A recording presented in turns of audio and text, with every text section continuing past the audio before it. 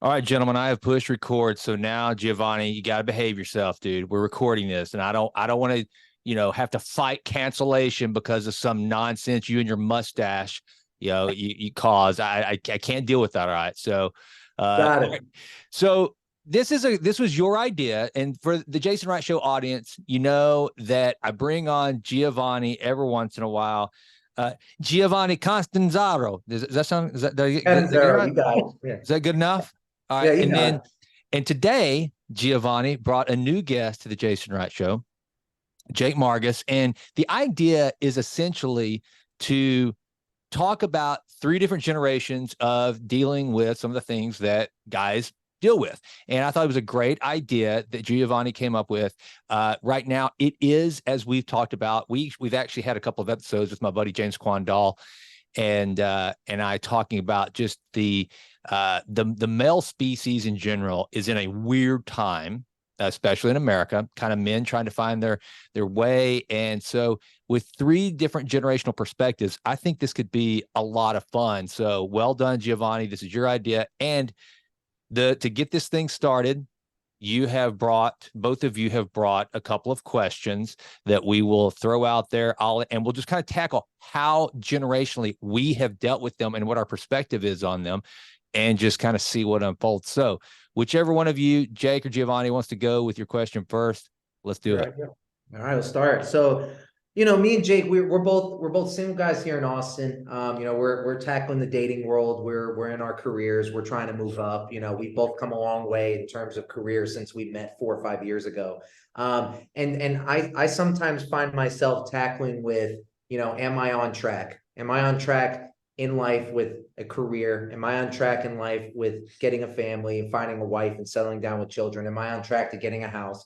And this all comes back, full circle to, us, growing and being men and, being providers, because I know at the end of the day, no one's going to save me. I have to save myself. We've talked about that before. I have to make sure that I'm in line before I can take in a wife and kids and make sure that I'm settled in and I am taken care of. So, my question, basically that I brought to the show is, am I on track career wise? I find myself comparing myself, in terms of, my friends, some of them have already gotten married. Some of them have a good career. Maybe I'm on track too. Am I falling behind? I just, I'm about to turn 26 in a couple of months. And I always find myself comparing in a healthy way, not an unhealthy way, where it becomes depressing. I'm always happy go lucky. And I feel like I'm on a good track. But am I behind? Am I on time? And is that a healthy way to ask that question? Is there a better way to tackle that? So that's what I've come with. All right. And Jake, do you want to respond to that or do you want me to take a stab at it? So I've had that issue before growing up in my life, of just like it's human nature to basically want to compare yourself to others, because you see some people find that early success in life. Others are finding it right at the same time at your age, or your age, I should say. But I was starting to tell Giovanni the other day about, like, look at the Roy Kroc who founded McDonald's, or stole it, Yeah. but like wasn't until his like late 50s that Yeah. he Like actually, 56 years old, I think. yeah, same with Colonel Sanders of Yeah. KFC. 65, sleeping in his car, dude, trying to sell that recipe. Yeah, Oprah, I think she was in her what 30s. Yeah. So it's just like people find success, and my mentor told me this that I have back in Wisconsin that I found years ago. The life is a marathon, not a sprint. And that because I've been growing up like thinking like, oh, I'm far behind. Like I see everyone else getting married, having houses, kids, great career. And it's like you can't do that to yourself, because that'll just eat away at you, and then you'll be stuck in the past or stuck in your current spot and not making progress going forward. So it's easy easier said than done not to do it, but yeah, just look at others that have gone before you and see where they found success. And it's like, hey, it'll happen in God's timing. Yeah. All right. So here's my take on it.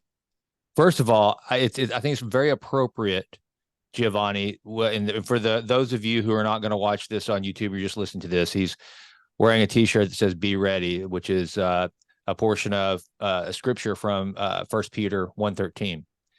And I just heard this recently. It was Jim Rohn giving a speech, the legendary motivational self-improvement speaker, the actual mentor to Tony Robbins, and where Tony Robbins made his first fortune, he was selling Jim Rohn engagements, speaking engagements. And Jim Rohn used to always say that you had to be ready when opportunity knocked. If opportunity were to knock on your door, would you be prepared to say yes? And so I think both of you guys, it really does my heart good as the older dude of the trio here today to see two young men that are taking the time to get yourselves ready. I do think, and you mentioned it, Giovanni, there is both, and I think, Jake, you touched on something that every single man, we do it. We cannot help but compare ourselves to others, especially within our age group. Am I where I should be within my age cohort? I have been guilty of it for so many freaking years. And, opening up LinkedIn and you look at one of your buddies from college, high school, whatever, and especially if you knew that back whenever they were younger, they were like a douchebag and kind of an idiot. And now they're crushing it as a partner at freaking Bain Consulting or Boston Consulting Group or an attorney doing and you're like, what? I was supposed to be doing that. What is this knucklehead doing? So it's very natural to do that. But I think that you have to back away, and you both seem to know where you want to go. Like Giovanni, you're talking about, you want a relationship. You want a family. You want to be prepared to be that provider of the household, the traditional masculine influence on your family. You know the goal. It's like anything else. Once you know the goal, then it becomes a matter of nothing but focusing on the inputs that are going to hedge towards you reaching that outcome. So now I think the best you can do, whether it's your career, whether it's for the right woman, whatever it is that this opportunity that may one day knock and present itself, I think the best that all of us can do is to start focusing intently on the inputs. I always tell my daughters, and both of them are dating now. They're both adults. They're 22 and 23. They're out of college. They're on with their careers. And I tell them, look, if you want a prince, you have to be a princess, worthy of a prince. And if I had a son, I would tell him the same thing. And that's what I tell, you guys, if you want that princess, however you envision that princess to be, you yourself first have to make yourself worthy of a princess. You have to be in good health. You have to make yourself mentally strong, spiritually strong, emotionally strong. And those are the things. And then I think too, it's not comparing what you always got to do is remember, here's the thing that you got to always bear in mind. I think if our comparisons become something that is a peer group, because we base it purely, for the most part, on the external, the plastic. So that's when we start to dive right head first into the matrix, right? Because they're successful, not because we've looked at them and said, we have categorically decided what we consider successful, and we see them and they're checking all the boxes, because we can't possibly know it. The only thing we know is what the matrix presents, because we don't know that friend that all of a sudden is rolling in a McLaren and taking photos on this ridiculous boat and in the south of France and just doing these amazing things with a different hot girl in his arms. We don't know that friend is not, first of all, leveraging themselves to the hilt, couldn't write you a $500 check, and sitting alone most nights ready to blow their freaking head off after they've done a few lines of blow and they're miserable and they're empty and they've got everything the Matrix had to offer. There's no way we can know that. So what we have to do is just kind of look. And now that's not to say that we don't choose what Jake mentioned. You got a mentor that's lived some life, that's gained some wisdom, and look at their life and go, all right, seemingly mentor, you've got a great wife, a great family. Yeah, you've got material resources, but how have you done that? And how can I achieve those things? And that comes right back to where I started this little soapbox rant, which is, I think the best we can do is, like whether it's in sports, anything else, you focus on the inputs. And then the beautiful thing about life, the score, the victory, the perfect girl, that proverbial content life, as long as you are intently focused on those inputs and doing it right, I think that the rest of it will take care of itself. And here's the cool thing about it.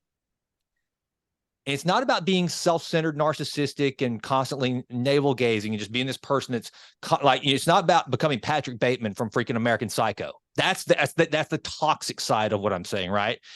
Instead, it's about describing what I tried to describe in my book, The Stone Chiseler. It's chiseling yourself from the inside outward so that it becomes so apparent to that princess, to that boss, that this Jake dude, this Giovanni dude, this Jason dude, there's something different going on.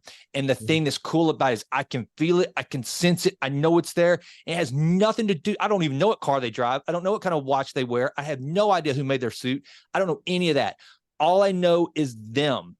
And there's something within the content of their character that's pretty special. And that only comes from chiseling yourself from the inside out. And then I know it's cliche at this point, but the comparison needs to be who you were yesterday. Exactly. Are you better today than that guy was yesterday? I talked about this. When we start to look at others as kind of the gauge for our own success, we have no idea where that person started. I mean, look, the three of us, did any of us have, and maybe you did, Jake, I don't know. Did any of us have parents that were Ivy League grads, Ivy League alum? No, Nope. right? Okay. Any of us who had parents that were on the board of Goldman Sachs or anything like that? No. Now, there's nothing wrong with those people that are, but if we don't know that maybe that person had this incredible leap forward in life that we simply didn't have, and we're comparing ourselves to them, then what the hell? That is just not fair to you. Just like, right? Okay. And I'm jump in here and cut me off, Giovanni, because I will get on a roll with this stuff, brother, because you're talking about. So I find myself having to remind myself, I've been moved out since around 18. And I've tried to take after the model, my parents said they've had to work for everything they've got. My dad's been on his own for a long time. And, he wasn't Ivy League or anything, had no college, he did everything he had to do. As we talked about, in the first episode I was on. And I think that's helped me in a way, because I think being on my own all these years now, I've had help, of course, but I think it's made me truly appreciate the journey, because, I believe that being on my own and having lived on 1,500 hours a month for almost so long, and finally getting into a point where I'm comfortable career-wise and salary-wise, now being above the median average of the American income, it's way more worthwhile. And I know that dollar worth, that I can't just go out and spend a ton of money, because now I know that, hey, I know how much a dollar's worth now. I know how much it is to save. I remember, I'll never forget one day, me and him were in the car. We were running at Zilker every weekend. Mm-hmm. And we were on our way to the gym after the run.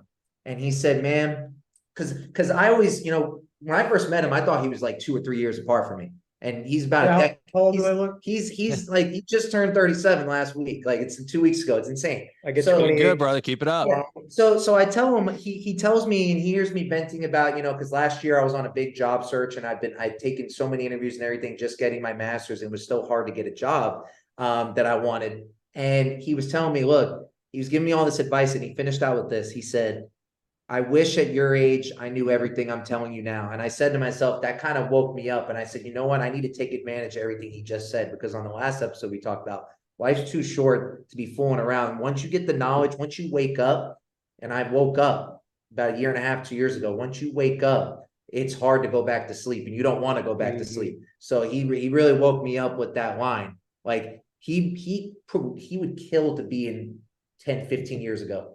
Anybody would. Yep. I am there, and I need to take advantage of it. Well, and I wouldn't say that I would kill to be, but you know what I mean. You know what I mean. Well, having an extra few more time or something. Yeah, no, absolutely. But now it's just, I guess part of the wisdom I've gained is like being comfortable at where I'm at. Again, life is a marathon, not a sprint.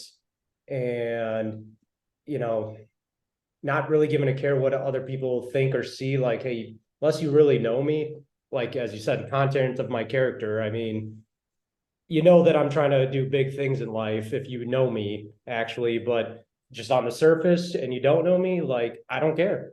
Like, you just got to stop caring about what other people think about you, because They don't pay your bills. yeah. And I So, let that you know. eat at me for years in my 20s, especially, of just like trying to be the people pleaser, trying to like actually always be seen in a positive way. But it's like, hey, not everyone's going to like you. So what? Like, that's their problem, not mine.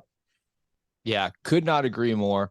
And the thing is, too, so a buddy of mine's been on the show a couple of times, a guy named Jordan Selleck. This whole idea of life being a marathon, not a sprint. He does marathons and triathlons now. That's kind of like he and his wife. That's what they do. They go all over. And he just did one in London where he had no desire to try to finish with a great time or anything like that, because I mean, he's doing a marathon in London.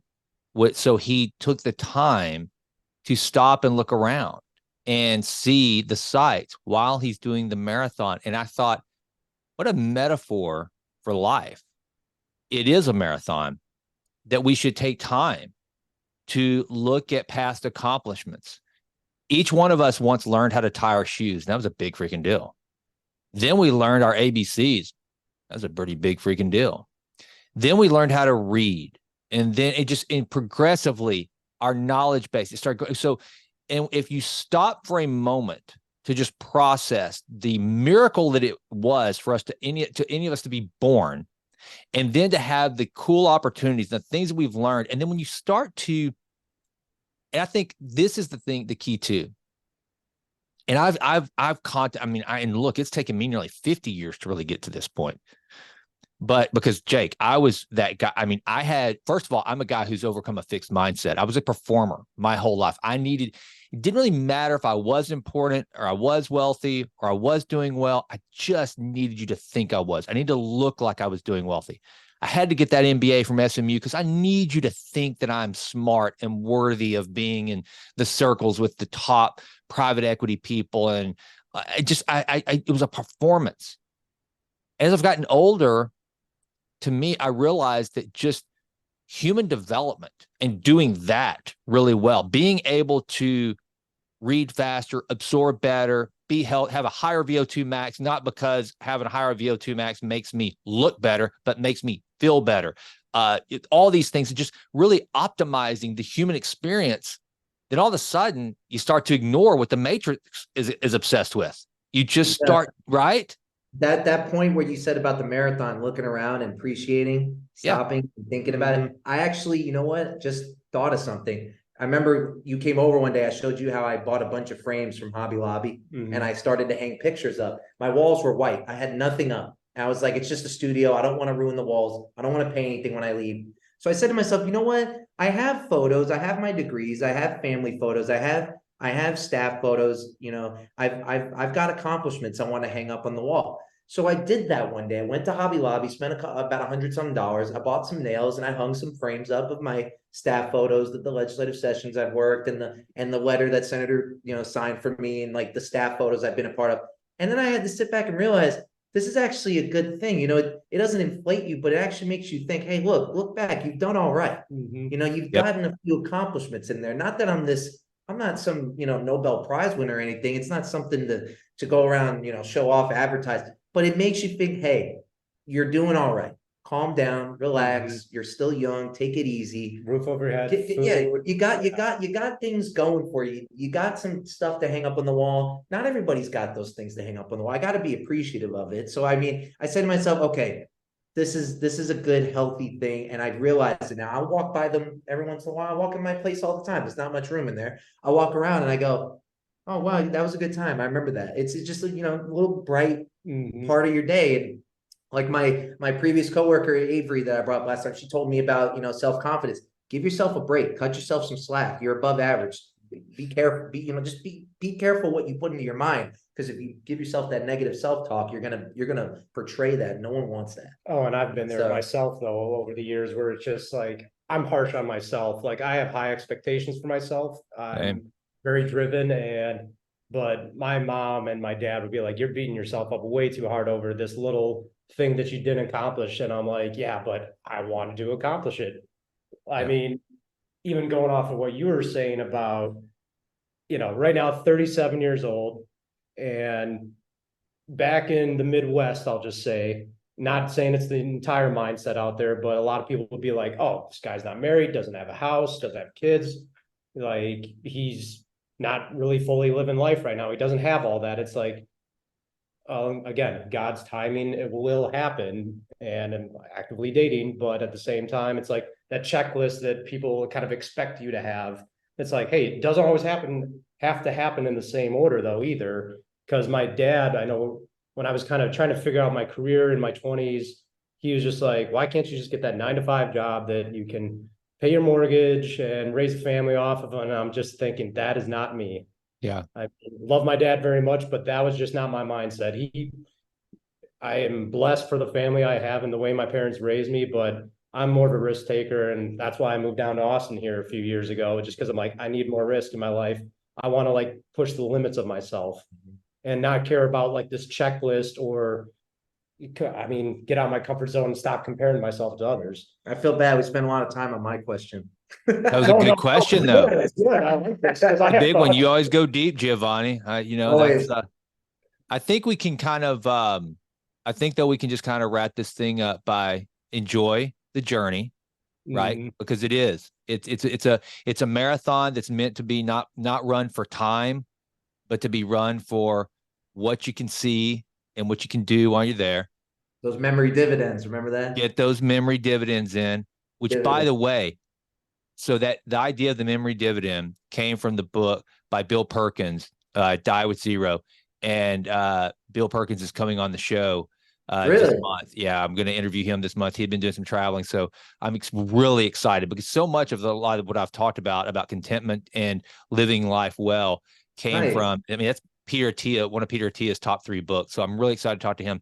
And then I'm going to be interviewing next week Dr. Gad Sad. I don't know if y'all know who that is, but yeah, he's got a new book out called The Sad Truth About Happiness that is fantastic. Highly recommend it.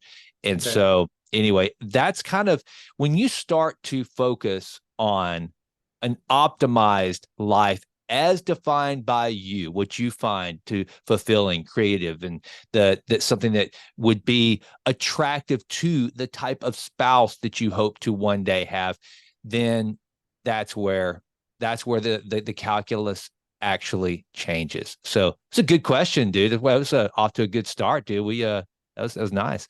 All right, Jake, what you got, brother? No pressure here. Yeah, bring it.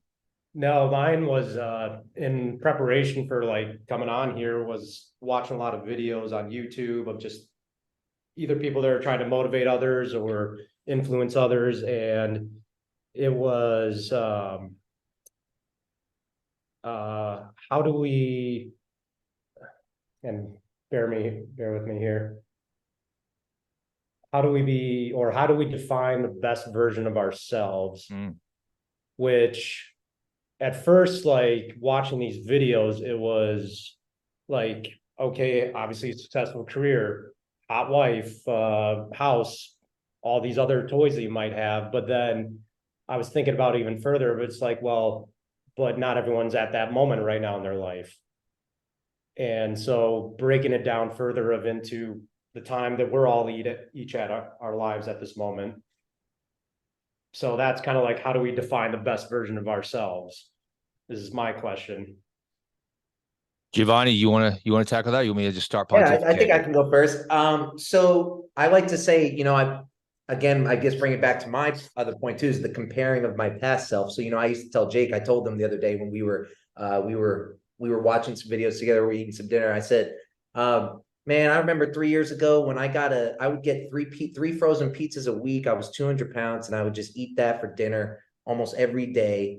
And fried chicken tenders with rice. I'd just eat all that, not exercise. And I'd feel like crap. Don't forget the Alfredo sauce. Yeah, that too. And I would not feel good. I would not feel good at all. I'd wake up at an 8 o'clock nap, work the next day. I'd wake up right before work. And before I was ever waking up super early, that was definitely, I know now looking back that was nowhere near the best version of myself. So it took being down a little bit to being now at my best version. I've had you guys to show me some ropes. Luckily, I found some good mentors to show me some ropes of what a best version could look like. And I've started to see, okay, I know that I'm only, 3 or 4 years ago, I'm only 21. What's the best a career could look like for a 21-year-old? No one expects a 21-year-old to make six figures right now. So what's the best version of me at 21 and 22 and now at 25? Okay, now I got to start making a little more money. I'm 25. There's a little more pressure to keep going and keep progressing, So I think the best version at the time, as you get older, I would say, is that you have to, as long as you're progressing, I'd say as long as you're looking forward, you're progressing, you keep moving up the ladder, I think that would be the best version in all aspects, fitness, relationships. I even say with dating, okay, these 4 dates last month didn't work out, but I'm glad I'd rather have gone on the dates and not worked out than not gone on any at all. That's an improvement. So that's where I say, okay, as long as I'm going in the right direction, I think as long as I feel like I'm moving forward, that's important for me. Well, there's a lot there, and I think this speaks to Carl Jung, who basically was a clinical psychologist, I believe in Austria. Jordan Peterson mentions Jungian psychology a lot, and essentially he's the one who developed this idea of we have this ideal self and we have this shadow self, right? There's always this shadow, and your ideal self is the one that in the shadow is trying to, one, tell you why, all the reasons why you cannot be your ideal self, why you cannot be or do the things you truly want to do.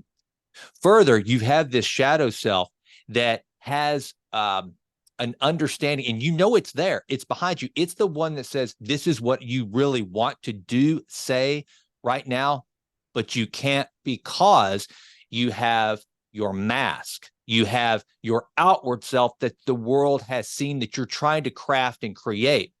But that's not the real ideal nor authentic you. There's still this shadow that is the full, complete you. And so I think, first of all, you have to ask yourself, what is my ideal self? And you touched on some of that, Giovanni. Obviously, just to sum it up, it's a healthy you. And then it's the ideal you is someone that has a mate that is perfect based on what you define as that perfect mate that accompanies and complements your traits, right? And so when you can start to figure out what is your ideal, someone who tells the truth all the time, regardless of the consequences, someone who does the right thing all the time, this ideal self, someone that is brilliant and smart and is funny and is healthy, this ideal self. The shadow will just start throwing spears in it, saying, you haughty, arrogant son of a bitch, how dare you think that could be you? And then there'll be those moments where something will challenge your ideal self. And this is like, for example, someone asks you to go to a social engagement that you absolutely don't want to go. There's this shadow. There's this shadow self, this real self that's you that says, you don't want to do this. You're only doing this because of the outward projection, because you want to be seen as someone who goes to these parties, gets invited to these parties. You're afraid you might not get invited again. So you're doing all these things to try to craft this ideal outward self and not being true to your true ideal self.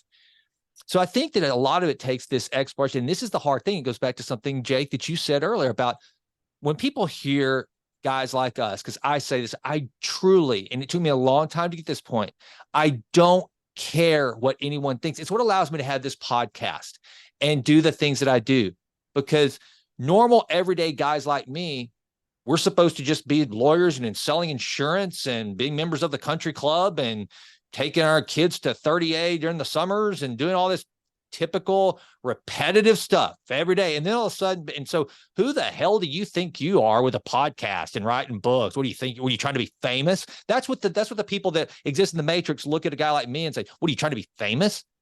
To which I would say, could care less.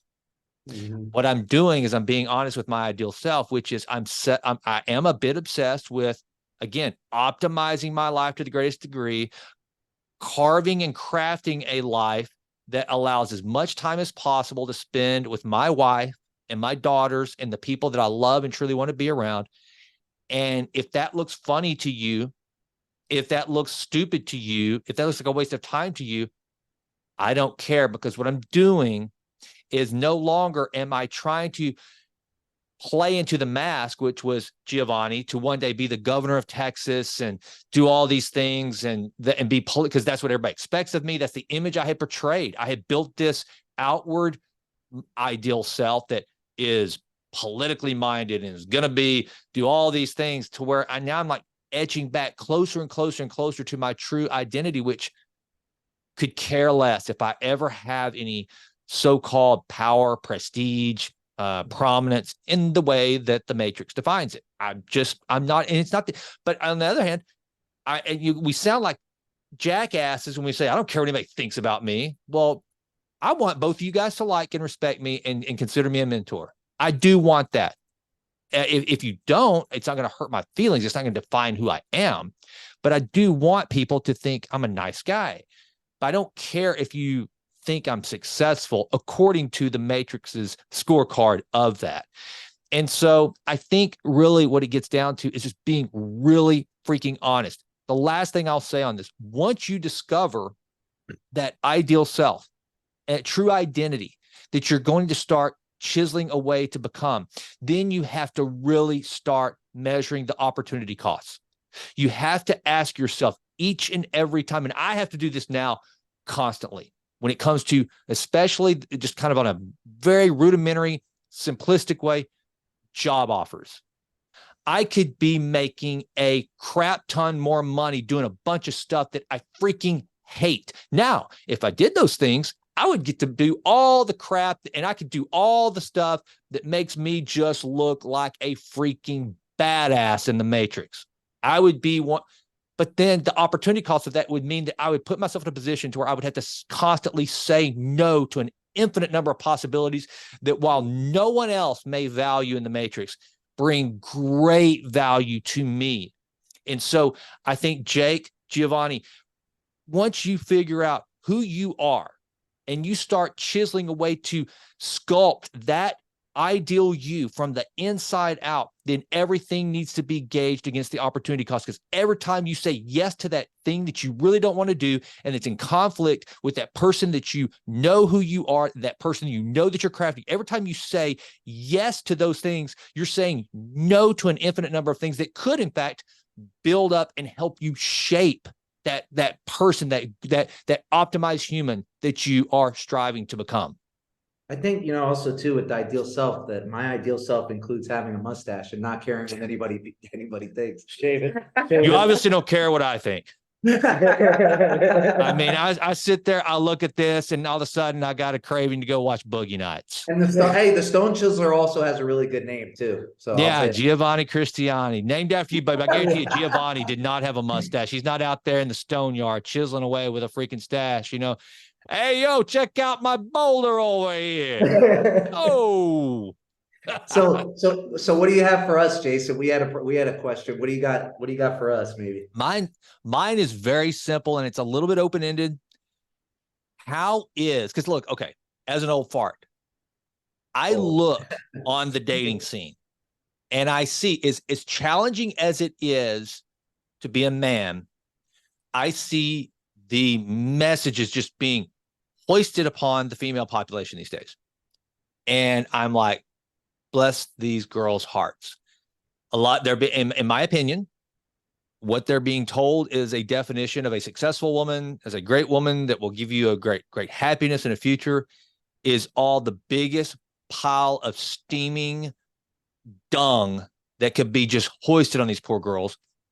And as a result, it's making it, I would think, extremely difficult for a guy to find that the girl that you guys seem to be looking for. So my question is simply, tell me about the dating scene. How challenging is it? And tell me what these girls are really like. Am I pessimistic? Am I wrong? Are they really just great, wonderful girls? It's just hard to choose which one to make your bride. What's it like? Take it away. So many choices. I mean, that's part of the problem though, too, obviously with the dating apps nowadays, it's like a lot of people, and I can say I've been in this place before where it's just like you are like, hey, if this one doesn't work out, there's many more out there, which nothing wrong with that to an extent, knowing that it's like, hey, there's 8 billion people on this planet, but it's like you're already trying to even move on beyond like the one you're currently talking to, because you know there's more right behind it. And I think everyone's kind of in that problematic mindset right now. Like, hey, there's plenty of options out there, so I'm not going to give this as much effort as I should. Where me, I always try to give my full effort into every like date that I go into. And I would say though too, with like you had like some of the stuff you were saying about what's being pushed on the women here, like it doesn't look good for us guys that are like actually legitimate trying to find the right person, where you got a lot of creeps out there online talking to these women, sending whatever sort of pictures to them that it's like, okay, wouldn't ever send that in a million years. But I'd take it over for a second here. Well, real quick, I want to jump in here. Yeah. I would think right now, if you're a total douchebag, it's an all-you-can-eat buffet. It's got to be great, because girls are basically being told, go be the ideal for an absolute douchebag. You know, treat sex like a transaction. And just get out there and slay it until you're ready. And then all of a sudden, go for a Jake or Giovanni when it's time to settle down. But until the and so, in other words, devalue yourself all along the way. And then whenever you get a high quality guy, then you know it'll be okay. But the problem is, and this isn't Jason Wright speaking, I'm not dating. I've got the girl. I've got the greatest wife on earth. I don't have to worry about this anymore. But these poor girls, statistically, what they're finding out is that guys like you that do have choices, and you find out this girl you're dating she's just been run through, and she's, later, she's 38. She's closer to Jake's age, which just and Jake wants a family. And it's like, it just limits her options. And that's what breaks my heart for these girls. They're told that all of this will lead to some happy ending somewhere, and they get to call all the shots. Just throw evolutionary biology out the window. Though it doesn't matter. No. We're rearranging the rules. Slay queen. Mm-hmm. And it just seems like it's just such a losing proposition for all parties involved. Or am I just being cynical?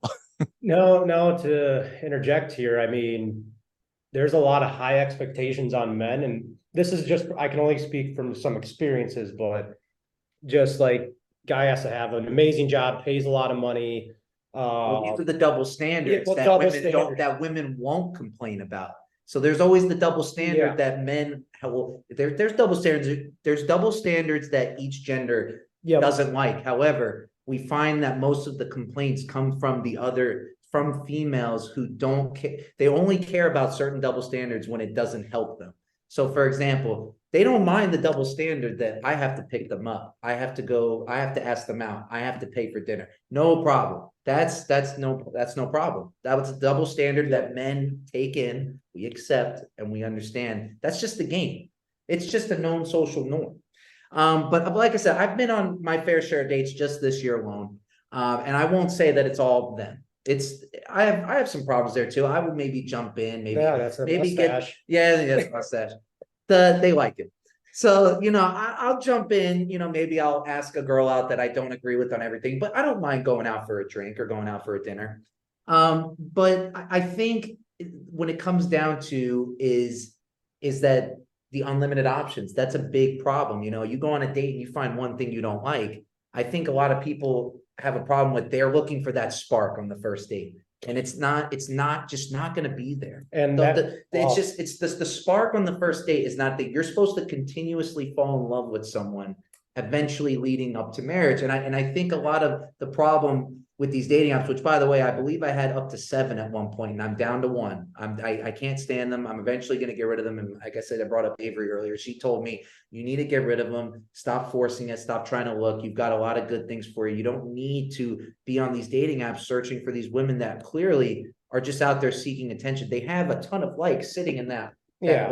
that And like not- queue and is not- just waiting. Not saying all of them, but Not all of them, but the average girl, and we talked, the average man, half of men in the country right now have not had a sexual partner within the last year.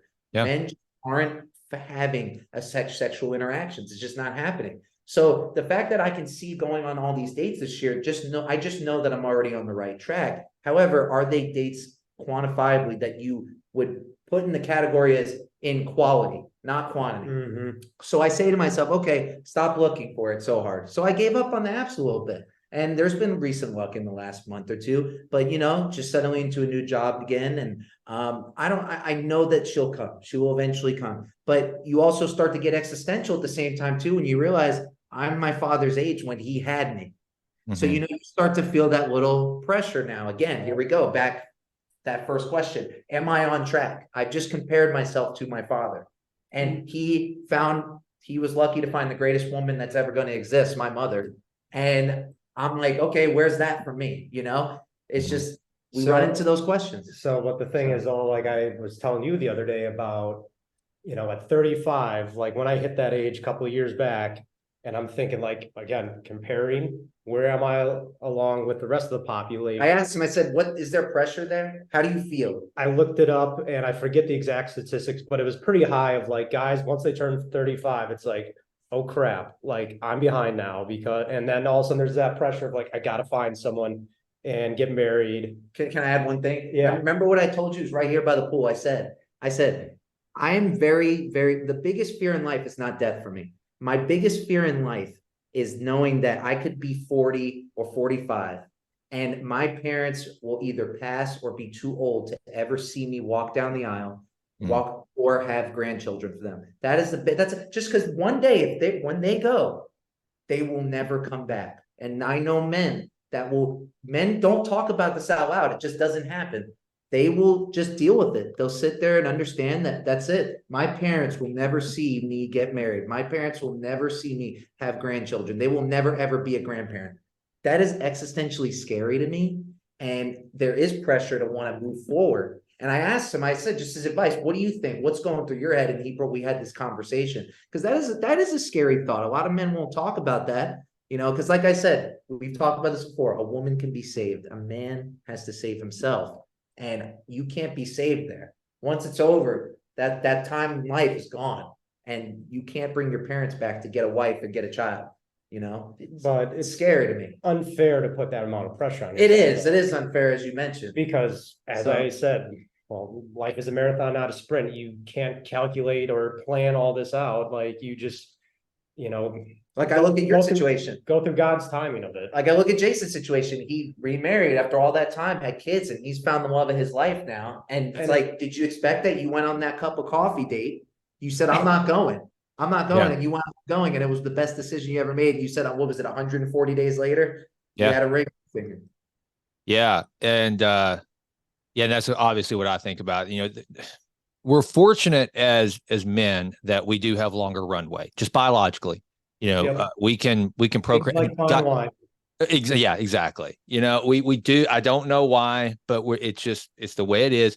And did y'all hear where Al Pacino, his 29-year-old bride or girlfriend or whatever they just had, I think, either twins or a baby, and he's 81. Jeez. That dude is still making babies at 81. And, women don't have that biological luxury to be able to have women. They are having them older these days, but still there's always risk associated. So first thing on your point, Giovanni, it's a very noble and respectable concern. Absolutely to want to have that for your mom and dad. But as we know, most decisions made out of a fear of any kind leads to a less than stellar outcome. I'm speaking from experience in so many ways. Mm-hmm. Secondly, I'm reminded of this story when I was in high school. We used to have like the University of Ohio, probably one of the most notable ones, where you put the stickers on your helmet for big plays and after a game. And so by the late season, if you're really good, your helmet is just covered in stickers, right? And so my junior year, there was a senior, Michael Ricks, one of the best defensive players I've ever played with. He ended up getting a full scholarship to Baylor. unbelievable athlete. Ricks would not put one sticker on his helmet. So you've got all of us coming out there with stickers all over our helmet, and there's just one, the best freaking player on the team. His helmet's still all blue, nothing on it.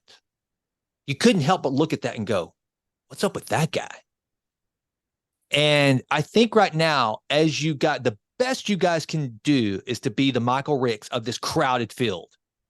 To it, like you, Giovanni, saying you're getting away from the apps and all these other things that a lot of the men are judged by, that are conformist actions, you know, whatever that looks like, to somehow be this guy that stands out, that I see you're healthy. I see you don't drink a lot. And I've never seen you on a dating app. I mean, you just, all these other things that guys are doing to try to get in the fight. I see you standing kind of outside of that and just kind of walking your own path. It's risky to an extent, because you think I'm taking myself out of the market, out of the flow of where I could be seen and where I could find that mate. But once the right one comes along and says, this one's different, I think there's just a lot of value to that. I think that you guys, I feel bad for both. I feel bad for you guys. I feel bad for the girls. It truly, it's one of those things that doesn't keep me up at night. That's an overstatement. But for my daughters, and thank God, I think my daughters, they were traditionally raised. And so they're kind of that last generation, kind of before they go for it. It goes from that generation, I guess, then into yours, Giovanni. Maybe there's one. Yeah, that would be right. It goes from my daughters, then into you, then into Jake, then into me. And so they kind of just barely escaped what's happening right now. And it makes me sad, but I think it all goes back to the princesses need to be honest with themselves and make themselves princesses worthy of a prince, and vice versa. That prince, and it might take that, and look, leverage, like what Jake said, leverage that this is a marathon. And as men, like I am that guy. I thought I was washed up, damaged goods, broken, and worthless at 43. Had this list. I made this litmus test for, and dude, I mean, everybody listens to the Jason Wright show. They know that I'm the most old-fashioned. Probably some of my listeners, they like the stuff I talk about biohacking, but they cannot stand my faith and my traditional values. And I just hope they'll still love me anyway, in spite of it. But I had this litmus test for, if I were to ever remarry, which I had sworn off and said I would absolutely never do, it would be so hard to find this person that she doesn't exist. And lo and behold, out of the blue comes Jimlyn McKee, now Jimlyn Wright, that you mentioned it, Gio, that one coffee date and a week later, I knew, oh my gosh, I'm going to marry this girl. And here's the beauty of it. Here's what's good for the girls, that we as men are waiting longer, and that Jake, you're getting longer, dude. Like fine wine, to use your analogy earlier, or actually, I guess that's a simile. To use that, we get wiser, and thus makes us better for that woman. And look, women mature later than men. Earlier, excuse me. They're more mature at an earlier age. It takes us a little more time to get there. And so an older dude and a younger woman, it sounds cliche and everybody likes to frown upon it. And everybody likes to, cast stones and think it's just for some superficial reason that the dudes do it. But there's a reason beyond the Anna Nicole Smith and all the goofy stories about these chicks that are digging for gold. The ones that have their head on straight, they fall in love, I think, with the maturity of the man, the wisdom of the man. I think women are smart enough to go, okay. And the thing is, women who get knocked for being a gold digger or whatever. No, women just know they're think about it. An employer wants to look at you and go, okay, if you jump from job to job to job to job to job, you're not going to offer much stability to me as an employee. A woman is smart enough to go, if this guy's got a good pocketbook, a good job, already in his own house, or at least has the potential. Here's the thing to remember too, boys. and both of you have this, don't be worried about the house and all that stuff. What a woman wants to know is that a woman will give you some grace. This is statistically speaking. This isn't from Jason Wright. This is statistically speaking, women surveyed. They will forego a man that is proven for a man that they see as having potential to have the things that women want, which is stability, security, money. The women, not just for material and superficial reasons. No, women want to know that they have a man that can provide for both of them, even if she's contributing. They want to know that, hey, I've got a partner. I'm working hard right now, but I want to know my man, he's going to be able to make that money too, that we're going to be able to have this financial future together.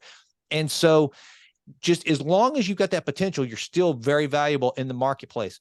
Who's getting screwed right now? I think the poor bastards out there that are not bettering themselves, that are not listening to this podcast, that are listening to it and going, screw that. I'm going to go play some video games, get fat, and whenever my mom goes to the grocery store, I'm going to tell her to pick me up another bag of Ho-Hos and Doritos, and I'm going to stay here. I ain't never leaving home. That poor guy, and they're not good looking. They have no job prospects. I feel bad for them. They're screwed. They're going to live in that basement, beating that thing like it owes them money for the rest of their lives, because no high quality woman's ever going to find that valuable. I'm sorry. And so that's why it's just ourselves. Huh? Yeah. That's why we got to save ourselves. No one's going to be looking for us in that room. We got to do it ourselves. And here's another thing, boys, from old Uncle Jason that I learned, that I would not have said this. And Giovanni, you know this about me, and anybody that was around me whenever I was single, and I had gone through my divorce, which I was ashamed of. I was embarrassed, not because it takes two people to destroy a marriage. Okay. But the history of so just to be clear, for my own ego's sake, it wasn't because I was having an affair or had a gambling habit or snorting blow and spending all the family. No, it wasn't anything like that. It was just a long, just very bad things happening that in the marriage, that out of respect for my daughters and their mom, we're friends now. I don't have to go into the details. Bottom line is the marriage ended, and I said I would never do that again. That's the dumbest proposition on earth. Why in the hell anyone would ever marry, I think, is so dumb. And I remember even reading Napoleon Hill's Power of Positive Thinking, or it was either that one or the Magic of Thinking Big by Schwartz, and they said in there, if you look at all the men who have been incredibly successful, most of them had really good marriages. John and Abigail Adams famously had this great partnership and this great marriage. And then, and I was like, yeah, no, I don't need that. Forget that. But I can tell you right now, and any guy out there listening, that if you're jaded, if you're cynical, if you have gone through a horrible marriage, whatever the case may be, and you think, no, I would never do that again. Let me tell you, I'm living proof. Gimelin Wright. Look, here's the deal, right? I say this all the time about my show. The Improve Always and Always guy, the most positive dude on the interwebs, is constantly saying, I want to be the best version of myself so that can spill over into the fruit of the community in which I serve. The fruit of that will spill over into the community in which I serve, and that will help other people. Jason Wright had zero goose egg, not a chance of reaching his full potential without Gimelin Wright. I didn't know that, but now I can unequivocally state, with absolute conviction, I would not be as good of a man as I am, however good that is. I would be far, far lesser without Gimelin than I am with her. A woman completes a man. Jerry Maguire was right. Yeah. So, I think, and you guys, here's the good news, man, and it does my heart good. It really does. It encourages me, because I can get really cynical. But I see two guys like you, that you care enough about yourselves, and you care enough about that mate that is out there somewhere, that God is getting ready for that perfect Hollywood meet cute between you guys and who you will spend your life with, that you care enough about her to prepare yourself. And you don't even know who the heck she is yet. I think that's the most amazing thing. It's a gift to yourself. I think it's a duty to have to be ready, because then you absolutely. keep yourself, but you'd definitely be doing them a disservice Mhm. because you wouldn't forget the luxuries in life, forget the vacation to Europe twice a year, forget the vacation home. It's the basic necessities. It's that day to day. It's that will you be able to, will you be there every day? Will you be, it's, remember in the Bronx Tale, you know, he goes, you know, he talks about how Sonny's the tough guy with the gun, and Robert De Niro always says, no, let's see him drive a bus every day, and let's see him wake up early and go to work every day. That's the real tough guy. Your father's the tough guy. Mhm. So that's where I learned that from, you know, from my parents and my grandparents and all my family. And that's where I feel like it's been instilled in my head that, you know, like I said, I've said it again, I'll say it again, no one's there to save me except myself. And that's how it will always be, at least for the male. It will always be that way. And I think that's the burden that was put on us. And that's my duty is to carry the boats, as David Goggins would say. Carry the lot. And the cool thing is, if you do it right, and I know that as a believer, you'll understand this, is when the Bible says to love your spouse as you love yourself, it's exactly what he's talking about. It's like you're working so hard to make yourself the best version of yourself you can be. When you find that partner, loving your wife as Christ loved the church means that whatever it is, and every woman is unique, but if you will love on her and build her up and help her be the best version of herself by cherishing her, respecting her, adoring her, nurturing her, then, because the focus then goes, once that happens, like right now, the focus is on you preparing for it. And then when she shows up, you still got to keep yourself strong and make yourself better and better every day. But now you get to focus some of that self-improvement on that self that is now two have become one. So the self is you and her, making both of you better.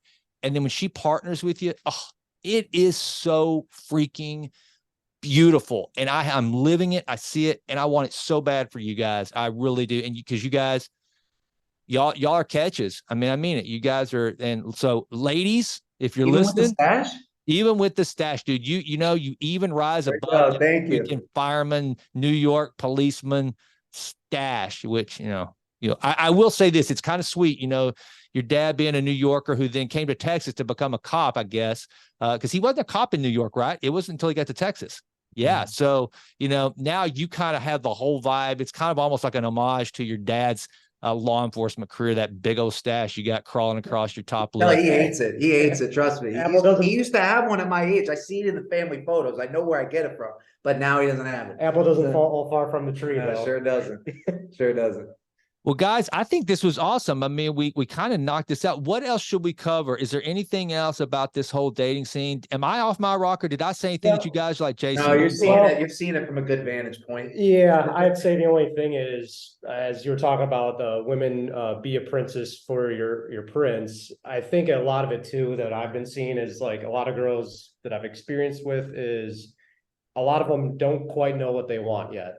Mm. And maybe it's just also just part of the evolution of us, of where we're at in society, where, people are starting to wait till they're later in life to get married. So they're like, oh, I'll push this all off. But now it's like, girl says she wants one thing, like I want a nice guy, but then still wants to be going out, doing whatever.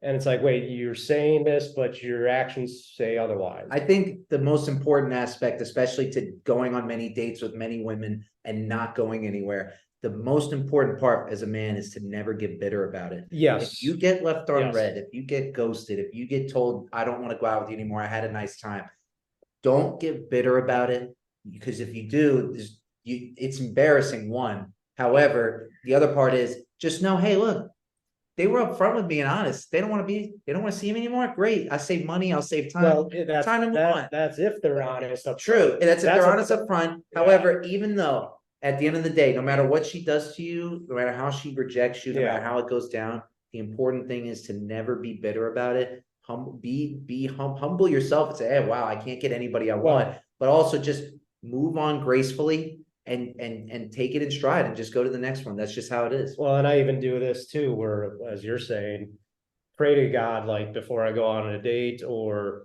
If it's further out, I'm just like, God, if this is meant to be, like, continue opening that door. And if not, close it right away. It could be a lesson. It could be practice on how to speak to a woman. It could be, hey, I'll remember to do that next time. You know, maybe I won't buy flowers on the third date or something. Or maybe I won't. Maybe I'll just start going on drinks instead of taking her out on an expensive dinner. You know, I've learned that lesson. You know, it's just small things that you could pick up on. But like all in all, just don't be bitter when it doesn't work out. I've sent rejections. I've gotten rejections. I've probably gotten a little more rejections than I've sent rejections, but that's just the dating scene. And you know what? That's what's going to happen on the apps too, is when someone believes they have unlimited chances and they see one little mess up and they've got 30 guys lined up in their likes, you know, you're going to get rejected. It's going to happen, but you're just getting one step closer to the one that God wants you to be with. Or as I tell my sister, one more no closer to a yes. That's right. There you go.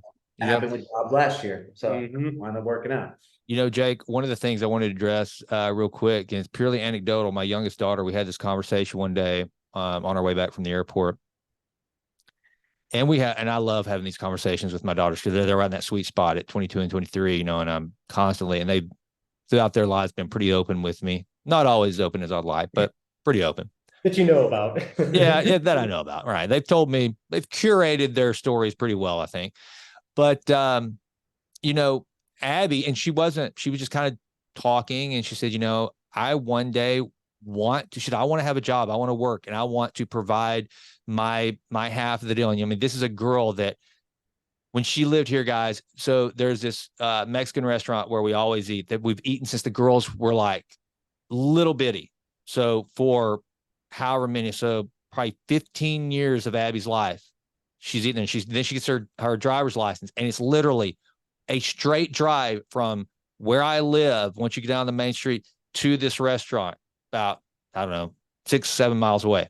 And she would have to use her GPS to get there. Okay, this girl is now decided, she went off to the University of Colorado, graduated, decided she wanted to spend a couple of years in, you know, New York. She always wanted to live in New York, secured her own job, has moved to New York, and is living in New York, doing her thing. I mean, good for her. And I couldn't be more proud as a father to just watch that independence blossom. Rylan, who I'm going to be picking up from the airport here in a little bit, went off to the University of Alabama, has moved to Atlanta, is starting a life for herself there. I'm so proud of that. But going back to Abby, this girl, very independent, living in Manhattan, doing that thing. She told me, she said, you know, Dad, I really would one day like to stay at home and be a mom and a housemaker. And, you know, I love the idea of, you know, cooking for my husband and taking care of him. I think that would be so fun. I would love that. And she said, but I can't say that out loud. And I mean, I feel like I feel guilty first, I feel guilty for wanting to do that, because I feel like I would be taking advantage of my husband. And two, she said, you just can't say that these days. And so I think when you guys are going out with a lot of these girls, a lot of them are being told their natural instincts to want to be a nurturer, to be a homemaker and have children, which, by the way, having children is a woman's freaking superpower. They can make and carry freaking babies. That's awesome. That's freaking awesome. They continue humanity. Oh, and it blows my mind. But they're being told that what they naturally, not because a bunch of freaking chauvinistic, patriarchy loving and building dudes say this is what you should do, but because there's just something in them innate. I did not raise Abby and Rylan saying, you will one day be in a kitchen, ironing shirts, cooking for your husband. That's who you're going to be. I never did that. Instead, I always said, girls, I want you to, whatever you see as your ideal self, your dad's going to be here to make you work for it. I want you to struggle, but I'm behind you. You know, there's this song by Def Leppard, Two Steps Behind, that I've always played for the girls. I was like, this is me, girls. If you ever wondered, this is me. No matter, I will just turn around and I'll be 2 steps behind, but you go out and you freaking crush this life the best you know how. And your dad loves you and he's behind you. And she has, huh?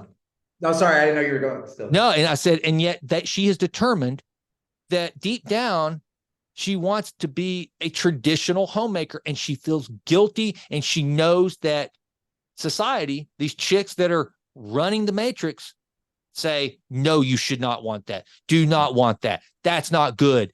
Why would you ever?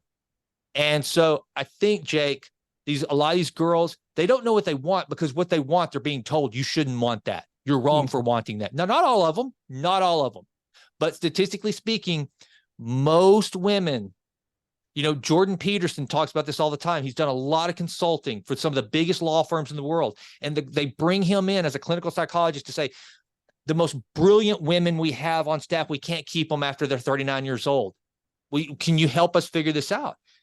Okay, if you're a 39-year-old attorney at a major law firm as a female, then your options for a man, you get the cream of the top. You get so you get to decide, and it's socially acceptable to be able to go, you know what? I'm out. I don't want to do this anymore. So partner that I'm working with that might be 43, 44, you're making what? $1-2 million a year? Yeah, I think we can live off that. We don't need my 750 to 2 million, whatever I'm making. We don't need that anymore. I'd rather have a family, because women are better at prioritizing these things we talked about earlier.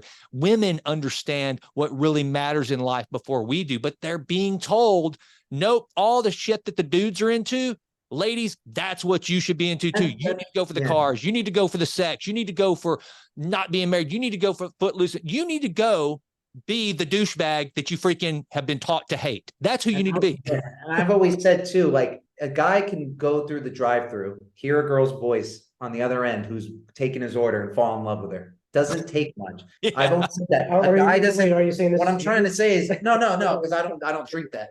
So what I'm trying to say is, there's these two things online called the male delusional calculator and the female delusional calculator. You can put what you want, your ideal mate, and then it tells you what the statistical likelihood of you finding that person in America is. And I put my parameters in, and I remember a few of my friends, we were sitting around one day, and I put in my parameters that in the income that I didn't need her to make any money. And a lot of them were like, why, you don't want her to work? I said, I never said I didn't want her to work. I said that the reason why it says 0 is because men don't need them to work. That's the thing. It's a minimum. I don't need her to be working. She doesn't need to be. That's the thing with females, their innate value is initial. It's right off the bat. It's just right. You're alive, you're breathing, you're beautiful, you're feminine, you're agreeable. That's it. That's all it takes. When you're looking for a man, though, a lot of them slide that dial to the 6-figure mark immediately. A lot of them slide that dial to the 6-foot mark. All she has to do is be shorter, agreeable, and maybe, okay, she wants motivation to work. Great. But that's the thing. It's completely uneven. Men and women are completely unequal, and it's not wrong to say that out loud. I have no problem saying that. And it's not unequal in a bad way. It's in a market where you're free to make all the choices you want. We're still eventually going to come back to this bell curve of the natural order of things. It's just innate. It's how it's going to be. And I don't know, but when I go on these dates, especially girls on dating apps, and I don't know if maybe it's just the city in Austin that we're in. It could be. But women go into dates not understanding these natural phenomena, these traditional phenomena, and they'll think that their job title matters to me. I don't care. They could say they live at home and they're unemployed. It does not matter. But if I was to say the same thing, whoa, it matters. Did you get dropped off here? Did your mom give you $20 for the movie tickets? Like, what's going on? You're not concerned. I'm not concerned with how much money she makes. But if it's the other way around, I'm never talking to her again, because she's not going to talk to me ever again.